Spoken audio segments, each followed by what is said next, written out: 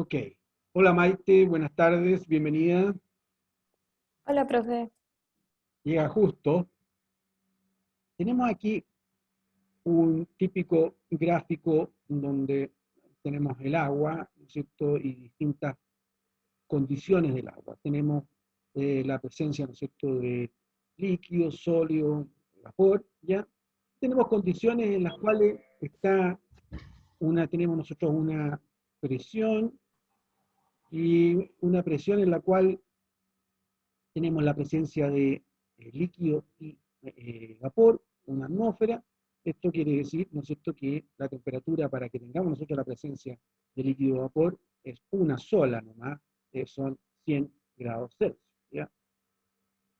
Sin embargo, la energía de esto, ¿cómo va a ser? Si nosotros tenemos puro líquido, vamos a tener una energía, si tenemos puro vapor, vamos a tener mucho más energía. Entonces, este gráfico que tenemos acá no nos está contando bien todo, no nos está informando de todo lo que nosotros tendríamos que saber, ¿ya?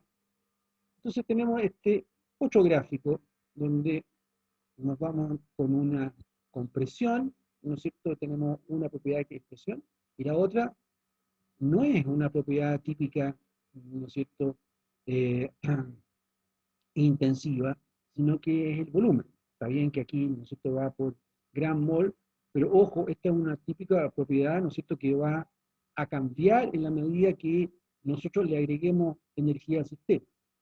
Así que aquí tenemos presión, tenemos una temperatura, una isoterma, ya y tenemos la isoterma completita, ¿no es cierto?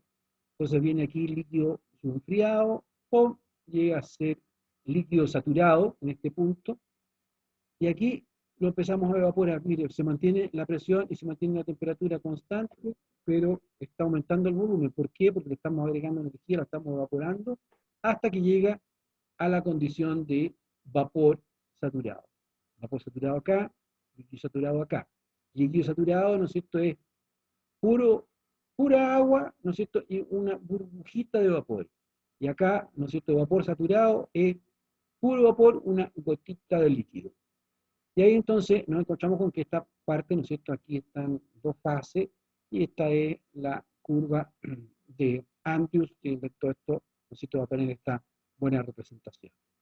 Esta situación que nosotros tenemos acá, la cosa del vapor saturado, el líquido subenfriado, en el caso del agua, es el agua, ¿no es cierto?, es el fluido más importante que nosotros tenemos que preocuparnos en todo, ¿no es cierto? Y entonces es el fluido que hay sobre el cual tenemos mayor información. Entonces se generan tablas para saber, ¿no es cierto?, las entalpías, los volúmenes, etcétera, que hay en estas distintas situaciones. Aquí tendríamos entonces la primera tabla, ¿no es cierto?, es una tabla de agua saturada y es una tabla de temperatura. Así que aquí tenemos las distintas temperaturas, ¿ya? Y aquí tenemos entonces los volúmenes, la energía interna, la entalpía y la entropía que vamos a ver después. Entonces, ¿qué hay, qué tenemos acá? Tenemos nosotros cualquier condición, ¿no es cierto?, de temperatura y tenemos la presión, que es una presión, ¿no es cierto?, que corresponde a esa de saturación, ¿no es cierto? Es una sola presión que corresponde a una temperatura donde podemos tener nosotros la presencia de líquido y vapor. El líquido tiene una densidad bien baja, ¿no es cierto? Y así que por eso aquí se multiplica por 1000 para que la podamos representar, pero realmente, ¿no es cierto?, si nosotros tenemos un volumen, perdón, una densidad muy baja, tiene una densidad alta y un volumen muy bajito, ¿ya? Así que, ¿no es cierto?, un kilo, ¿no es cierto?, tiene un volumen de un litro, ¿ya? O una milésima parte de un metro cúbico. Y por eso está este 10 a la 3 acá. El vapor, no, aquí tenemos nosotros, ¿no es cierto?, eh, la, un kilo de vapor ocupa un volumen importante. Después tenemos la energía interna, kilojoules por kilo, la entalpía, kilojoules por kilo. Y aquí en el caso de la entalpía nos aparece la diferencia que hay entre la entalpía del líquido y la entalpía del vapor. ¿Ah? O sea, este, este valor de acá, ¿no es cierto?, es la entalpía del vapor menos la entalpía del líquido. Con esto sabemos nosotros si evaporamos, ¿no es cierto?, 1 kilo, tenemos que meterle toda esta energía. Lo mismo aparece una tablita, ¿no es cierto?, de presión. Nosotros tenemos un dato de presión y entramos entonces con estos valores de presión acá, obtenemos inmediatamente los valores de temperatura, los volúmenes específicos, la energía interna, la entalpía. Aquí, ¿en qué es lo que estamos? Nosotros estamos en la parte de eh, saturación, o sea, estamos dentro, ¿no es cierto?, de la campana. Eh, Fuera de la campana, nosotros nos vamos a encontrar con situación de vapor saturado, sobrecalentado, perdón. Aquí estamos vapor saturado, aquí estamos vapor sobrecalentado. Este vapor sobrecalentado, ¿no es cierto?, nosotros a una determinada presión, aquí se fijen que hay una presión, la tabla tiene una presión, y nosotros vamos a tener distintas temperaturas, y a cada temperatura vamos a tener el volumen, la energía interna, la entalpía. Aquí tenemos otra presión, 35 bar, ¿no es cierto? Y vamos a tener igual volumen, energía interna, entalpía. Así que, ojo, ¿no es cierto? Aquí en esta condición, ¿no es cierto?, de sobrecalentado, tenemos más grado de libertad, entonces tenemos que fijar ambas propiedades. Si nosotros queremos saber una determinada entalpía, tenemos que saber la presión y tenemos que saber la temperatura. Y con eso nosotros podemos obtener, ¿no es cierto?, el valor de la entalpía. Ahí tendríamos entonces la condición, ¿no es cierto?, de sobrecalentado. ¿Ya? Aquí tenemos más datos, ¿no es cierto?, de sobrecalentado. 5 bar, 7 bar, ¿ya? Y las distintas temperaturas. Y ustedes van a encontrar, ¿no es cierto?, en las tablas todos estos valores correspondientes. Después tenemos al lado izquierdo de la campana, ¿no es cierto?, el agua comprimida, ¿ya? Esta agua que no está saturada y también se encuentra con los mismos grados de libertad, así que tenemos que darnos una presión y una temperatura y ahí recién podemos encontrar entonces el valor de entalpía. Aquí tenemos otra presión, ¿no es cierto?, otra temperatura y ahí tenemos entonces los valores de entalpía, energía interna y el volumen correspondiente. Así que eso sería, se fijan aquí está el volumen por mil, ¿ya? Y por eso sale 1, que es 1 litro por kilo. Bien, entonces podemos hacer un problemita, ¿no es cierto?, en el cual vamos a tener un cilindro pistón, tenemos este cilindro pistón acá, ya, que contiene vapor a 3,5 megapascal sobrecalentado en 5 grados Celsius.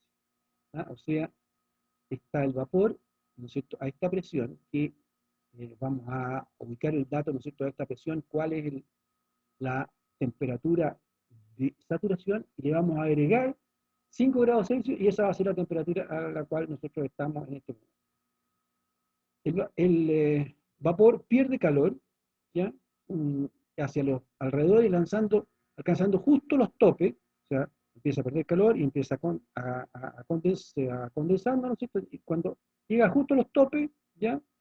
O sea, todavía se mantienen los 3,5 megapascal, y se encuentra todo como líquido saturado. O sea, cuando llega a los topes es puro líquido saturado. Y después el enfriamiento continúa hasta que llega a la temperatura de 200 grados Celsius. Ya no tenemos, ¿no es cierto?, el dato de presión, sino que sabemos que llega a 200 grados Celsius.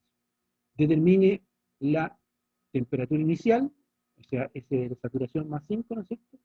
El cambio de entalpía por unidad de masa al momento de tocar los topes, desde aquí, ¿no es cierto?, hasta que toca los topes, y la presión y calidad final. Así que tenemos que hacer todos estos cálculos, ¿ya? Bueno, estamos en 3,5 megapascal o 3.500 kilopascal. Así que estamos en este punto que está aquí, de los 3.500, ¿no es cierto? Y vemos que la temperatura de saturación va a ser esta que nosotros tenemos acá, los 242,56, pero eso es de saturación. Nosotros decimos que tenemos 5 grados más, así que a este le sumamos 5 y nos encontramos con que la temperatura entonces es 247,56. Y por otro lado, nosotros tenemos la entalpía, que no va a ser esta entalpía, porque esta es la entalpía que corresponde a esta temperatura, sino que va a ser una entalpía un poquito mayor, ¿no es cierto? Esta es la entalpía de saturación, 2802,7 kilojoule por kilo. Entonces, vamos a ver dónde vamos a obtener este dato. Vamos a irnos entonces a una tabla, ¿no es cierto?, de vapor sobrecalentado, ¿ya? Aquí tenemos la tabla de vapor sobrecalentado y aquí tenemos los 3,5 megapascal, ¿ya? Y aquí tenemos la condición de saturación, ¿no es cierto?, que es este valor de temperatura que tenemos nosotros acá, los 242 grados Celsius, ¿no es cierto?, y tenemos que la entalpía es 2802,7. Así que tenemos que ubicar la entalpía en 247, que va a estar en alguna parte por aquí. No la tenemos, sino que tenemos 250. Así que sacamos el valor, ¿no es cierto?, de 250, 2829,7, y vamos a interpolar entonces para sacar el valor en 247. ¿Ya?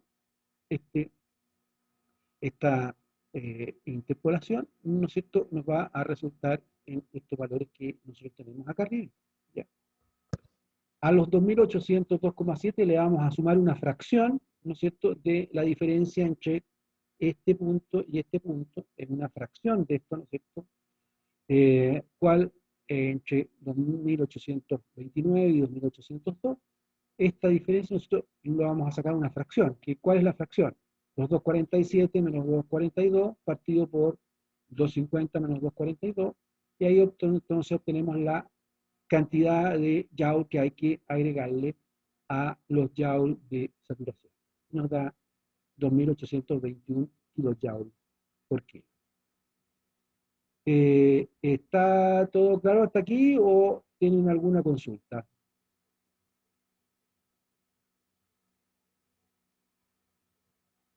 ¿Ninguna consulta?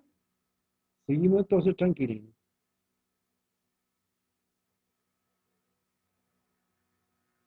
Vemos entonces el cálculo de esta situación, ¿no es cierto?, con esta interpolación. Aquí está, se ve más en detalle la situación de la interpolación. Y entonces tenemos acá los cálculos, ¿no es cierto? Los 242 más los 5 son los 247, y nos da la entalpía en ese punto 2821. ¿Ya? Entonces, vámonos a ver qué pasa cuando el pistón justo topa los topes, ¿no es cierto? Y nos vamos a encontrar entonces a 3,5 megapascal, o la entalpía, ¿no es cierto? Vamos a tener nosotros la entalpía de... ¿Cuál va a ser la entalpía que nosotros vamos a tener ahí? Justo va a estar líquido, ¿no es cierto?, a 3500. Así que la entalpía va a ser la entalpía del líquido saturado, los 1049,7. Va a estar justo, ¿no es cierto?, todo el líquido saturado. Así que tenemos los 1049,7, ¿no es cierto? Y también leemos el volumen que hay en ese punto, ¿no es cierto?, que son 1,2 litros, ¿no es cierto?, por kilo. Y ahí tendríamos entonces nuestro volumen. Y entonces, de ahí nos vamos a la siguiente situación, pero antes calculamos la variación que hemos tenido de entalpía. ¿Cuánto calor le sacamos al sistema? ¿No es cierto? Tenemos los 1049, que es el final, y los 1821, que era el principio, así que le sacamos, ¿no es cierto?, menos el calor perdido, ¿no es cierto?, 1771 kilojoule por kilo. Ahí tendríamos entonces esta diferencia de... Y después entonces nos venimos a qué pasa con el agua saturada. Nosotros estamos, ¿no es cierto?, conversando de que vamos a llegar a una temperatura final de 200 grados Celsius. ¿Tendremos pura agua en ese momento o tendremos una fracción de agua y vapor? Bueno, tenemos el dato, ¿no es cierto?, del volumen. El volumen son 1,2 metros cúbicos por kilo. ¿No es cierto? Ese es el dato que tenemos justo ahí cuando topó los topes. Así que vamos a ver acá el líquido, ¿no es cierto?, que está a 200 grados, tiene un volumen de 1,1 metros cúbicos por kilo. Así que no alcanza. Así que tenemos que tener una parte vaporizada, ¿ya? Y esa parte vaporizada, ¿no es cierto? ¿Por qué? Porque el vapor tiene 0,12 metros cúbicos por kilo. Así que vamos a tener un poquito de vapor y el resto va a ser agua. Y todo esto va a tener que ser igual, ¿no es cierto?, por kilo al volumen que habíamos visto cuando justo llegamos a los topes.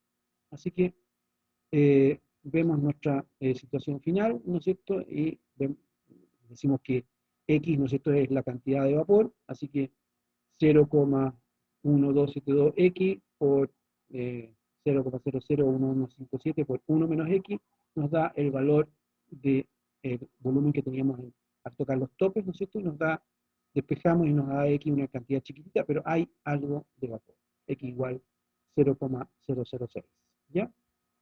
Estamos entonces con este problema, ¿está todo claro? No hay duda. Muy bien. Bueno, ¿se acuerdan ustedes los valores, ¿no es cierto? Los datos de los SUP para estimar los calores, estimar, ¿no es cierto?, las variaciones de entalpía y las variaciones de energía interna, ¿ya? Y teníamos nosotros los procesos adiabáticos, ¿no es cierto?, en que teníamos PV elevado a gamma igual constante. Procesos generales sería un proceso politrópico, PV elevado a n, ¿no es cierto?, donde n es una otra constante igual a alfa, y que si lo graficamos logaritmo natural de la presión contra logaritmo natural del volumen, tenemos esta recta y con menos n la gente, ¿ya? Así que tendríamos distintos tipos de procesos, ¿no es cierto? Procesos a presión constante isobárico en igual cero, a volumen constante isométrico, ¿no es cierto?, n igual infinito, y isotérmico n igual 1, y adiabático n igual gamma, y el politrópico n igual n, o lo que sea que corresponda, ¿no es cierto?, porque va a ser un proceso especial, ¿ya? Bueno, entonces vamos llegando a los balances, ¿no es cierto?, de energía de sistemas abiertos todavía sin reacción química, ¿ya? Sistemas abiertos quiere decir, ¿no es cierto?, que entra y sale material, entra y sale energía. Así que es muy importante, ¿no es cierto?, vamos a tener acá los balances de energía y los balances de materiales. Vamos a estar ocupando ambos balances, ¿no es cierto?, en las resoluciones y cálculos de nuestros temas. Entonces, por ejemplo, aquí tenemos una cosa muy linda, ¿no es cierto?, de balance de energía, un parque italiano, ¿no es cierto?, donde tienen unos estanques con agua, y estos estanques con agua están arriba en el cerro, y hacen bajar, ¿no es cierto?, el agua por cañerías grandes, y después llegan a estas cañerías más chiquititas, y toda el agua, ¿no es cierto?, muestra como la misma forma, ¿cierto? No es que por uno salga más fuerte, otro salga más despacio, no. ¿Por qué? Porque vienen de un estanque que está a la misma altura, ¿no es cierto? El nivel de agua está en ese puro estanque, y de ese estanque llega a todas estas partes, ¿no es cierto? Llega con la misma energía que tiene el agua después de vencer las fuerzas rosas, ¿no es cierto?, de la cañería, ¿ya? Entonces, aquí tenemos esta situación. Después podemos tener con distintas alturas y hacer dibujitos, ¿no es cierto?, y ver que vienen de distintas fuentes, distintas alturas de agua, y podemos entonces producir dibujos con nuestras fuentes, que unas salen, ¿no es cierto?, más arriba, otras más abajo, etcétera, y queda todo muy, muy bonita la presentación, pero estamos haciendo que un balance de energía abierto, ¿ya? En estos balances de energía abierta, lo típico, ¿no es cierto?, es que entran y salgan, ¿no es cierto?, fluidos, líquidos, gases, etcétera, y estos van a estar, ¿no es cierto?, si nosotros hacemos nuestro balance, ya si estamos haciendo, ¿no es cierto?, un balance de materiales, el fluido viene con una determinada velocidad, esta velocidad, ¿no es cierto?, está entrando por un área respectiva, ¿no es cierto?, del tubo, así que si nosotros queremos saber, ¿no es cierto?, el flujo que está pasando, ¿no es cierto? Multiplicamos el área por la velocidad y tenemos los metros cúbicos por segundo. Si a este metro cúbico lo multiplicamos por la densidad, vamos a tener los kilos por segundo. Si a estos kilos por segundo lo dividimos por el peso molecular, vamos a tener las moles por segundo. ¿Ya? Entonces, ese es el material que está entrando. Pero ojo, este material que está entrando no está entrando solo, sino que está entrando con energía. Este, está entrando con color, está entrando con sabor, ¿no es cierto? O sea, nosotros vamos a tener acá que si esto tiene, ¿no es cierto?, el gas que está entrando tiene una determinada entalpía, por ejemplo, va a estar incorporándole entalpía al sistema. Entonces nuestro balance, ¿no es cierto?, de energía va a sufrir un cambio. ¿Por qué? Porque, ¿no es cierto?, las entradas y salidas van a estar modificando las energías que nosotros tenemos dentro de nuestro sistema. ¿Ya? Si hacemos un sistema, ¿no es cierto?, en que están entrando un volumen por la sección 1 y está saliendo otro volumen por la sección 2, o una velocidad, ¿no es cierto? Por otro lado tenemos el calor que está entrando, por otro lado tenemos trabajo que está saliendo. Vamos a tener nosotros, y si tenemos distintas alturas, tenemos distintas velocidades, ¿no es cierto?, vamos a tener balances en los cuales vamos a tener variaciones, ¿no es cierto?, en la energía y que van a estar relacionadas con el calor y el trabajo, y a esto vamos a tener que sumarle lo que estaba pasando con las entradas y salidas. ¿Ya? Eh, por otro lado, cuando nosotros estamos entrando al sistema, ¿ya?, vamos a estar venciendo una determinada presión, o sea, vamos a estar empujando, vamos a estar haciendo un trabajo, ¿ya? Y ese trabajo va a estar relacionado, ¿no es cierto?, con el volumen que nosotros estamos metiendo al sistema, ¿no es cierto?, multiplicado por la presión. Eso va a ser un trabajo que nosotros vamos a estar haciendo de ingreso. También en la salida vamos a tener un trabajo de salida. Entonces vamos a tener un balance más o menos más complicado. ¿Ya? Veamos un ejemplito para que hagamos un poco de ejercicio. Una turbina a gas opera con 17 kilos por segundo de gas, generando 14.000 kilowatts, ¿ya? O sea, 14.000 kilojoules por segundo, esos son los kilowatts. La entalpía de los gases a la entrada es de 1.200 kilojoules por kilo y a la salida de 360 kilojoules por kilo. Y la velocidad de los gases de entrada son 60 metros por segundo y a la salida 150 metros por segundo. ¿Cuánto calor se pierde en la turbina? Esa es la pregunta para los grupos. Aquí tienen el balance de energía, el cambio de entalpía más el cambio de energía cinética, ahora la Q más W, y el cálculo de la energía cinética es M por la velocidad al cuadrado. Así que nos vamos a los grupitos, ¿ya?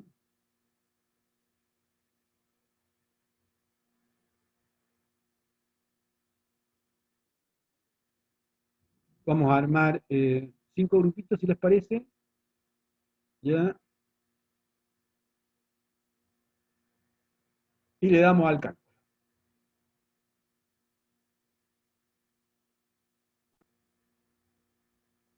¿Estamos listos entonces? Vamos viendo el grupo. Grupo 5, Andrés, ¿Sí? ¿cuánto te dio el calor? 140 y algo. 140 y algo. Ya, vamos al grupo 4. Javier,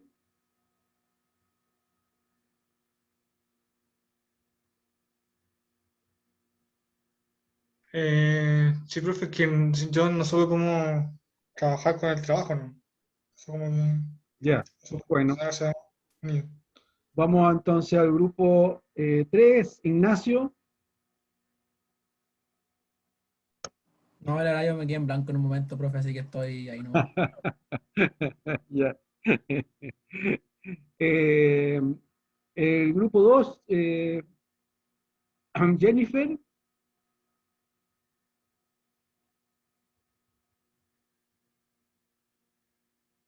Jennifer hizo los cálculos, se fue.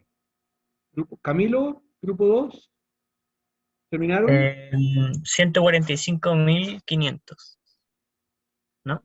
145.500. Y el ¿No? grupo 1, Astrid. O sea, lo intentamos, pero no llegamos a nada Ah, concreto. ya. Bueno, aquí vamos a analizarlo entonces. Tenemos nosotros nuestro equipo, ¿no es cierto? Nuestra turbina. La turbina está echándole material, está saliendo material, ¿no es cierto? Con entalpía, con velocidad, y están llegando una determinada potencia, ¿no es cierto? Y además están saliendo calor hacia los lados, ¿ya?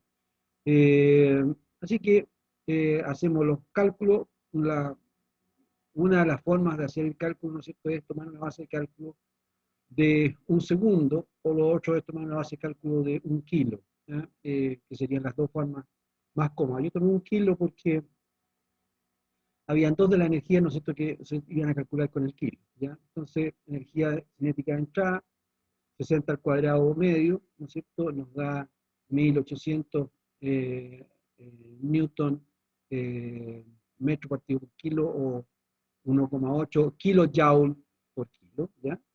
¿Profe? Kilojoule por kilo, ojo. Y después la salida son 2,5 veces la entrada, ¿ya? Así que al cuadrado, así que 11,25 kilojoule por kilo. Eso sería respecto a la energía cinética. Después de ¿Profe? todo, sí, dime, Ignacio. Es que el ejercicio salían que era 17 kilogramos por segundo, no uno. Entonces, ¿o no? Profe, es que yo consideré, por ejemplo, que pasó un segundo, como dijo usted. Claro, Entonces ahí eran 17 kilos y ¿debería dar lo mismo o da distinto?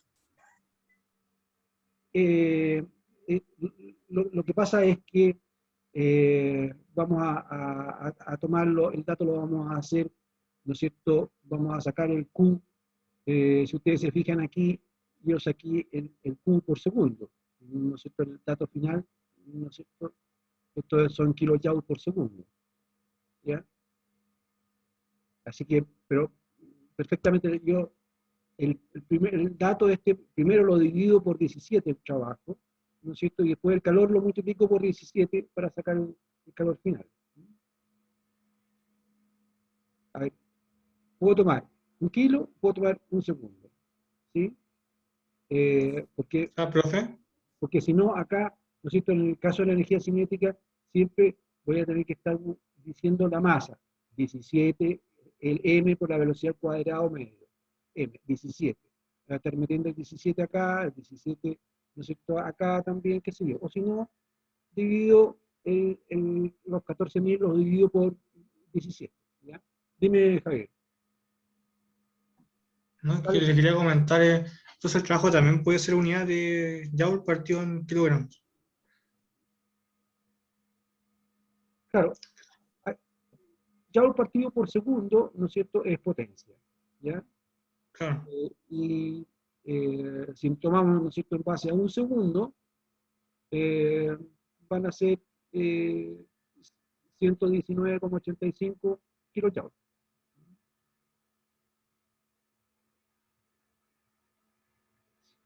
No sé si estoy claro o no. Bueno, trabajo entonces, si lo llevamos, ¿no es cierto?, por kilo, van a ser los 14.000 dividido por 17, o 823,5 kilojoules por kilo. Así que hacemos el balance, como tenemos los datos de la entalpía, ¿no es cierto?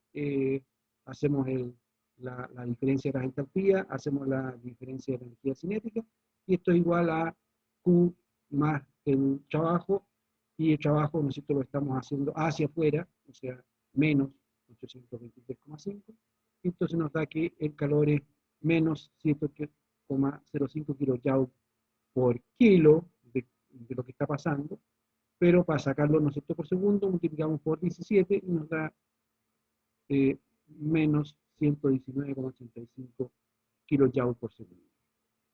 ¿Ya? Ese sería el cálculo. ¿Alguna duda con el cálculo? Ya. Seguimos entonces y nos vamos a un balance ya más formal, ¿no es cierto?, de los sistemas abiertos.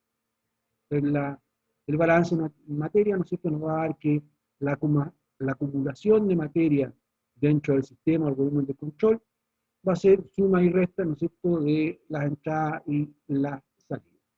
Y ahí vamos a tener entonces la variación de material en el interior, ¿no es cierto?, va a ser la sumatoria de los flujos con signo positivo de entrada, signo negativo la salida. Si lo hacemos con las moles, va a ser la misma cosa con las moles. Y aquí tenemos, entonces, ojo, ¿no es cierto?, tenemos un flujo de material aquí, ¿no es cierto?, es un Q punto que está entrando, ¿no es cierto? Y este Q punto que está entrando por ¿no es cierto?, es la velocidad de lo que está, la masa que está entrando, menos la velocidad a la que está saliendo, ¿no es cierto?, nos da la variación de masa por unidad de tiempo en nuestro sistema. Si hacemos el monito completo, vamos a tener, ¿no es cierto?, entradas de material, salidas de material, salidas, y también, ¿no es cierto?, entradas y salidas de energía, trabajo, ¿no es cierto?, de compresión, de expansión, trabajo de eje o movimiento completo del sistema, trabajo mecánico. Y ahí tendríamos entonces nuestro balance, ¿no es cierto?, va a ser la acumulación de energía dentro del sistema, o sea, este dT total, ¿no es cierto?, que van a ser las variaciones de energía interna, potencial, cinética, ¿no es cierto?, por unidad de tiempo, va a estar dado por las entradas y salidas de energía que vamos a tener por los flujos y las entradas y salidas de calor y trabajo. Acordarse, ¿no es cierto?, de que en el sistema la materia que está entrando está aportando con energía y vamos a tener entonces las energías, ¿no es cierto?, que están entrando van a ser la sumatoria, ¿no es cierto?, de los flujos por las energías por flujos másicos, ¿no es cierto?, que están entrando por la energía por unidad de masa, energía interna, energía potencial, energía. Y vamos a tener todo lo que está entrando y lo que está saliendo. ¿Ya? Entonces vamos a tener nuestra variación de energía en el sistema, va a ser todas las sumatorias, ¿no es cierto?, de las que están entrando y saliendo, más el calor, más el trabajo mecánico, más el trabajo de eje, más el trabajo de expansión, ¿no es cierto?, compresión, más, ojo, el trabajo de flujo, o sea, que estamos, ¿no es cierto?, empujando una determinada presión a la entrada y a la salida una determinada presión, ¿no es cierto?, está empujando hacia la salida, una tanta sumatoria, ¿no es cierto?, de PV por los flujos que están entrando o saliendo. Así que podemos sumar, ¿no es cierto?, este término de acá con estos términos de acá, y nos queda U más PV más energía cinética más energía potencial. U más PV, ¿no es cierto?, es entalpía. Y tenemos entonces nuestro balance de energía general acá para nuestro sistema con todas las energías que están entrando, todas las energías que están saliendo. ¿Ya? Bueno, una cosa, ¿no es cierto?, como típica en esto, es ver las aplicaciones que nosotros tenemos de la energía. ¿Ya? Nosotros tenemos un fluido que está pasando por una cañería y este fluido de la cañería, ¿no es cierto?, la hacemos que se produzca una angostura. Obviamente que el fluido, estamos hablando, ¿no es cierto?, por ejemplo, de agua, que no tiene una misma densidad, ¿no es cierto?, no tiene una misma temperatura, va a tener que pasar más rápido. Si pasa más, si aquí más lento, aquí va a tener que pasar más rápido para que pase la misma cantidad. Eso quiere decir que va a aumentar su energía cinética. Entonces, alguna otra energía tiene que disminuir y va a ser una energía que está relacionada a la presión. ¿Ya? Ahí tendríamos, ¿no es cierto?, un balance. Acá tenemos un balance, ¿no es cierto?, gigante de una planta de procesamiento, ¿no es cierto? Vamos a hacer los balances, podemos hacer los mismos balances que estábamos conversado. Tenemos equipos dentro de las plantas, ¿no es cierto?, equipos de intercambio de calor. 8, 9, ¿no es cierto?, de intercambiadores de calor. Y nos preocupamos, ¿no es cierto?, de nuestro proceso. Tenemos, por ejemplo, ¿no es cierto?, que calentar un fluido de proceso, y para eso vamos a usar, ¿no es cierto?, un fluido de servicio, ¿ya? ¿Qué va a pasar con los cambios de energía interna? Nosotros vamos a tener nuestro balance, ¿no es cierto?, de energía interna, y vamos a ver en situaciones reales, vamos a tener que la energía interna no solamente va a ser función de la temperatura, sino que va a ser, ¿no es cierto?, función de la temperatura y el volumen, la temperatura y la presión, ¿ya? Y sabemos que la variación con respecto a la temperatura, volumen constante es C sub B, así que podemos expresar nuestra variación, ¿no es cierto?, de energía interna de esta forma que tenemos nosotros acá, con el término C sub B de T más una variación con respecto a el volumen, ¿ya? Pero hay situaciones en que ese término podemos despreciarlo. Por ejemplo, un fluido incompresible, ¿no es cierto?, tenemos que dB en dT, ¿no es cierto?, a temperatura constante es 0, y ocurre, ¿no es cierto?, que nosotros podemos hacer que la variación de energía interna sea solamente la integral de C sub B de T para ciertas condiciones. Por ejemplo, gases ideales, sólidos y líquidos, fluidos reales, cuando el proceso se realiza a volumen constante o ambos volúmenes inicial y final son idénticos. Así que ahí tendríamos nosotros una forma de aplicar esta ecuación que tenemos acá. Lo otro es que hagamos el tema con la entalpía, ¿no es cierto? Y tenemos entonces el cambio de entalpía de C sub P de T más el dH de T a temperatura constante por dT, ¿ya? Y acá no es tan claro que se nos haga 0, porque tenemos hacemos todo, ¿no es cierto?, el desarrollo, y vemos que, ¿no es cierto?, el delta H va a ser integral de C sub P de T más la integral de B de P, que si nosotros lo hacemos a volumen constante, ¿no es cierto?, densidad constante, ¿no es cierto?, va a ser B delta P. Y ahí tendríamos entonces esta expresión, y esta expresión podemos eliminar este término cuando estamos hablando de gases ideales, sólidos líquidos y fluidos reales, cuando el proceso se realiza a presión constante, o ambas presiones son idénticas. Así que, si las presiones, ojo, si las presiones son distintas, no podemos despreciar este término, ¿ya? Entonces, podemos hacer este problemita que ya estábamos visualizando, ¿no es cierto?, en el cual tenemos nosotros una tubería aislada térmicamente, como se muestra en la figura, la cual posee una reducción de diámetro desde un pie, aquí tenemos un pie, ¿no es cierto?, a medio pie, ¿ya? Se ha logrado determinar que existe un importante cambio en la presión a lo largo del tubo, siendo la presión manométrica de la entrada a la tubería 12 psi, y la velocidad en el mismo punto 10 pies por segundo. Determine la presión de salida, suponiendo que la temperatura no cambia. ¿Qué es lo que nos vamos a encontrar acá? ¿Ya?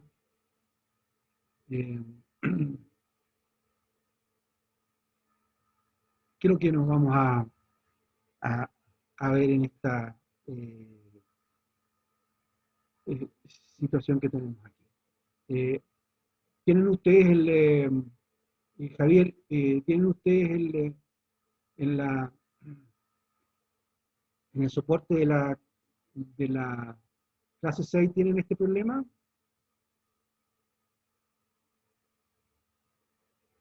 ¿De la clase 6 dijo? ¿O de la...? De esta clase, ¿sí? No, al menos yo no lo encontré.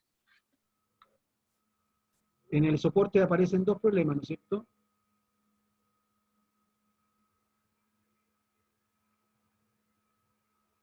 Yo tengo uno de un hervidor, que fue el que me llevó el correo. Ah, ya, hacemos el de entonces, ya, ok. Seguimos entonces trabajando acá, así que Tengo tres, profe. ¿Perdón? El soporte 6, que es 3. El primero que hicimos hace poquito, ¿Ya? y otros 2. El otro es el de el hervidor, ¿sí? Uno dice la expresión de Watson, y la otra que dice calor de latente de la pulsación de alcohol etílico de... Ah, ya, perfecto. Ya, listo. Ahí Sí, vamos. profesor, descargué el incorrecto, lo siento. Ya, ok, no se preocupen. Bueno, entonces tenemos nosotros, ¿no es cierto?, nuestro esquemita. eh, el área, ¿no es cierto?, el diámetro se va a la mitad, así que el área se va a la cuarta parte, así que la velocidad, ¿no es cierto?, aumenta 4 veces para que pueda pasar la misma cantidad, ¿ya? Así que tenemos la velocidad 2 va a ser 4 veces la velocidad 1, ¿no es cierto?, por la diferencia de áreas que tenemos, y eso significa que aumentó la energía cinética de forma importante, y eh, el delta de energía cinética, ¿no es cierto?, va a ser, si lo tomamos como base de cálculo, ¿no es cierto?, 1 libra, tenemos los datos en el sistema inglés, ¿no es cierto?, así que tenemos un medio, la velocidad 2 menos la velocidad 1 al cuadrado, ¿ya? Entonces, en el delta H, ¿no es cierto?, más delta energía cinética igual 0, así que el delta H, que va a ser, ¿no es cierto?, el B delta P, que tenemos acá, ¿ya? Va a ser igual a menos el delta energía cinética, así que menos un medio de 600 menos 100, nos da menos 750, y por otro lado el B, como lo tenemos en libras por pie cúbico, ¿no es cierto?, típico, ¿no es cierto?, la densidad del agua, son 62,4 libras por pie cúbico, así que los pie cúbicos por libra van a ser 1 partido por 62,4, ¿ya? Y nos da el delta P igual a el menos 750. 750, ¿no es cierto?, que va a estar en unidades de libra masa, pie partido por un segundo al cuadrado, partido por pie cuadrado, ¿no es cierto?, porque vamos a tener la oportunidad de pie cuadrado. Así que tenemos que pasar esto a PSI, y para pasarlo a PSI, la libra masa, pie partido por segundo cuadrado, tenemos que pasar la libra fuerza, y eso significa dividir por la aceleración de gravedad, dividimos por 32,2, después los pies cuadrados pasando a pulgada cuadrada, dividimos por 144, y nos queda que el delta P es menos 10,1 PSI. Así que P2 nos da 12 menos 10,1 igual a 1,9 PSI. Y ahí tendríamos entonces este cálculo. Bien, hay distintos equipos, ¿no es cierto?, de transferencia de calor. Ojalá, ¿no es cierto?, que cuando estamos nosotros haciendo transferencia de calor a productos que son termolábiles, o sea que ¿no es cierto?, se destruyen, no cambian de color, ¿no es cierto?, con la temperatura, tengamos mucho cuidado en los equipos, ¿no es cierto? Y aquí, por ejemplo, tenemos nosotros un sistema de transferencia de calor para la leche, en que la leche entra por arriba, ¿no es cierto?, y sale por abajo, la leche evaporada, ¿no es cierto?, más vapor, ¿ya? Y todo esto lo separamos acá abajo. Si lo hiciéramos hacia arriba, nos encontraríamos con que vamos a hacer una evaporación a una temperatura mucho mayor. Es preferible hacerlo hacia abajo. Aquí tenemos un equipo, ¿no es cierto?, que funciona de esa manera. Otros equipos, ¿no es cierto?, funcionan de forma horizontal para no tener el aumento de presión por la verticalidad del equipo. Aquí tenemos, ¿no es cierto?, una posibilidad de hacerlo de forma horizontal, y después entonces sale una mezcla de líquido-vapor, y esta mezcla de líquido-vapor la separamos arriba, ¿no es cierto?, sale el vapor, y el líquido vuelve hacia abajo, y aquí sacamos nosotros el concentrado o condensado, ¿no es cierto?, más con un mayor contenido de sólidos, ¿ya? Y el vapor se va hacia arriba. Distintos equipos, ¿no es cierto?, y que nos estamos encontrando precisamente por este tema de evaporación, este calor latente, ¿no es cierto?, que estamos encontrando acá. ¿Por qué se llama calor latente? Porque, ¿no es cierto?, nosotros no lo detectamos esto con un termómetro. O sea, Nosotros podemos, ¿no es cierto?, calentar agua, ¿no es cierto?, y aquí o así vamos a estar a una determinada presión, ¿no es cierto?, estamos en un determinado punto, calentamos agua a una determinada presión, ¿no es cierto?, y vamos a ver los termómetros. Pero llegamos acá y el termómetro marca lo mismo todo el rato que nosotros estamos evaporando, ¿ya? Entonces, el calor de vaporización ya es también, ¿no es cierto?, un tema. ¿Cuánto es el calor de vaporización? Y hay distintas expresiones que son expresiones empíricas, ya, para hacer este cálculo. Uno de esos es la ecuación de Clapeyron. Y en esta expresión, en este cálculo, ¿no es cierto?, de Clapeyron, el calor de vaporización es el cambio de volumen en la vaporización por dp en dt. Y dp en dt, ¿qué es lo que es? La pendiente de esta curva, ¿no es cierto?, que nosotros tenemos de presión versus temperatura. dp en dt nos da un determinado valor de la pendiente, y con eso nosotros podemos calcular el calor de vaporización. El calor de vaporización es, obviamente, el calor de la energía, ¿no es cierto?, la entalpía del vapor, menos la entalpía del volumen también. ¿Ya? Y después tenemos otra regla más simple para líquidos puros, el delta H de vaporización partido por RT, esto sería temperatura normal o la temperatura, ¿no es cierto?, de 0 grados Celsius, igual aproximadamente igual a 10, se puede hacer un cálculo. Después tenemos la fórmula de Riedet, donde está también las distintas temperaturas, ¿no es cierto? Y está la, aquí tenemos un término nuevo que es la temperatura reducida. ¿Qué es lo que es la temperatura reducida? La temperatura normal de ebullición partido por la temperatura crítica, ¿ya? La temperatura crítica, ¿no es cierto?, es esta que se encuentra en este punto de acá, donde no se distingue el vapor del líquido, ¿ya? Así que ahí tendríamos nuestra otra situación. Y normal, entonces, la temperatura normal de ebullición es a la presión atmosférica. Y aquí tenemos entonces la otra expresión, que es la expresión de Watson, donde nosotros tenemos un datito de calor de vaporización y queremos calcular otro.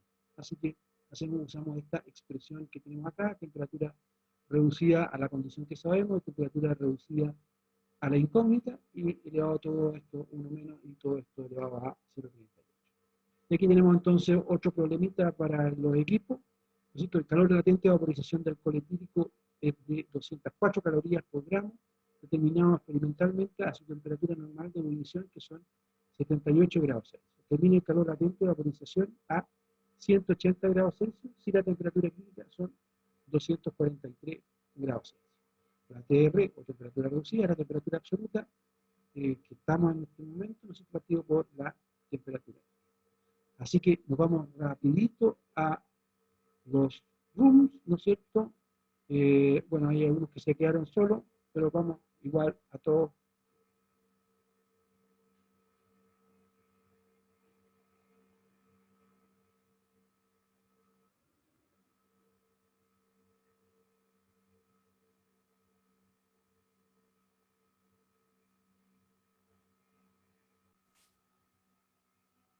Ya, veamos entonces los resultados. Daniela, ¿cómo le fue a usted?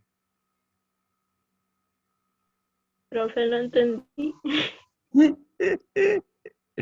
¿Y Astrid tampoco? No, profe. Wow. ¿Algún grupo sacó un número final? Yo, profe, pero inventé, creo. ¿Cuánto te dio? 141.5. Mira, estamos. ¿Algún otro sacó algún valor? Ya.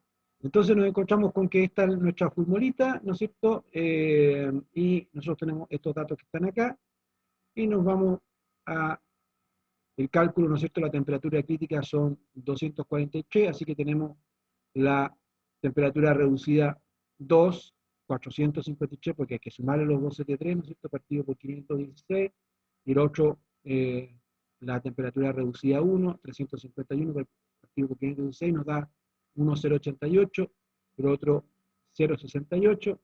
Así que delta H2 va a ser igual a delta H1 por la fórmula que tenemos, ¿no es cierto?, donde están metidos los 0,68 y los 0,88, todo esto elevado a 0,38 o 0,69 por 204, o sea, 140 calorías por gramo. Así que ahí estaríamos. No sé si tienen alguna otra consulta.